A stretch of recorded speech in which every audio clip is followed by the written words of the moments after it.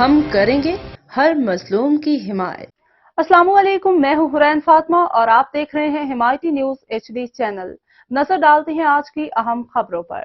آزاد امیدوار حلقہ N 233 سید وقار محمد شاہ کی انتخابی مہم کے سلسلہ میں زور و شور سے جاری۔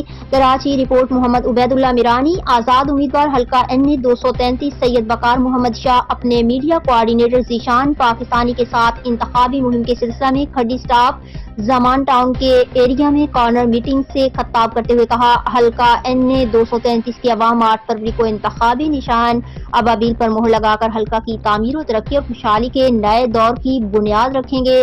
8 فروری کو مفاد پرستی اور خود غرضی کی سیاست کرنے والوں کا بوریا بستر گول ہو جائے گا۔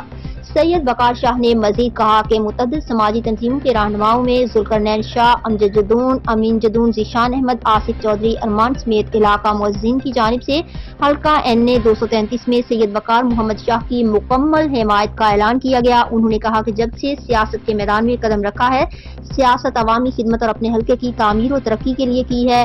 مخالفین حلقہ کے عوام کو ایک مرتبہ پھر برگلانے اور انہیں سبز باغ دکھا کر جھوٹے وعدے کر رہے ہیں۔